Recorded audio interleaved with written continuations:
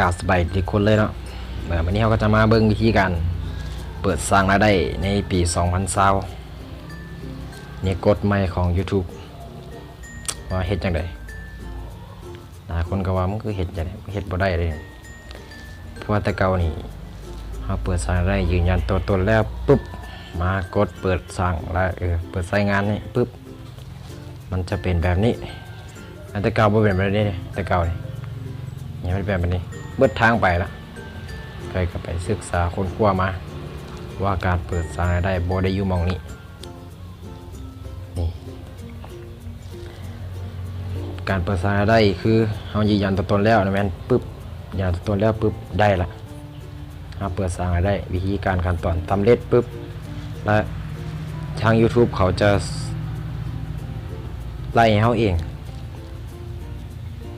เราไม่ต้องไปสนไปวุ่นไปตามอัพคลิปเอาไปเรื่อยๆอัพคลิปไปเรื่อยๆจนมันผ่านกฎของ YouTube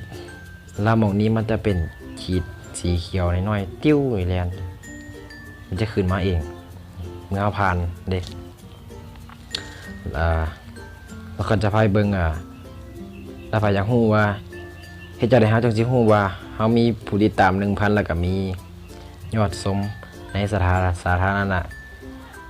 ครบ 4,000 ชั่วโมงเดี๋ยวเราจะพายเบิ่งเดี๋ยวขอตัดไปเด้อถ้าเฮาอยากฮู้ว่าเฮามีผู้ติดตามเท่าใดมียอดการรับชมเท่าใดแล้วคลิปเฮาแล้วส่งเฮาสิผ่านมื้อใดเดี๋ยวขอสิพาไปเบิ่งก่อนอื่นก็ต้องมีโคมนี่ไม่มีโคมเรากดเข้าไปโคมแล้วมันจะมีYouTube อยู่นี่กดเข้าไป YouTube ปั๊บเอาที่กดที่จุด3จุดนี่ก็เลือกเป็นเว็บไซต์เวอร์ชันเดสก์ท็อปมาเฮาแมนอยู่นี่มานี่ก็นี่เราก็มาคลิกที่ซูมเข้าไปนี่มันเข้าเวียงแล้วนี่คลิกดีนี่คลิกที่ YouTube Studio มาในหน้านี่เห็นบ่ซ่องข่อยยังบ่ได้ผ่านกดตัวนี้เด้อข่อยก็หาจังเฮ็ดได้เท่าใดซาปลายมือนี่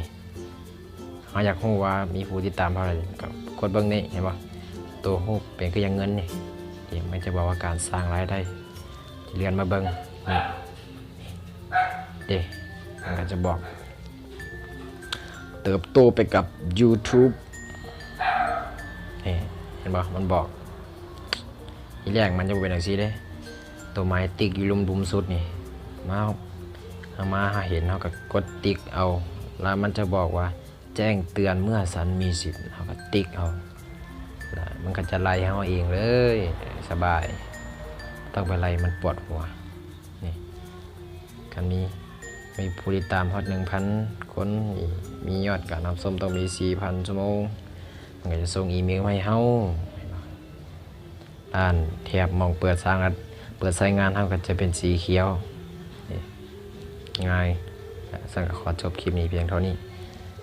ฝากกดติดตามและกดไลค์ให้เด้อเพื่อเป็นกำลังใจทำคลิปต่อไป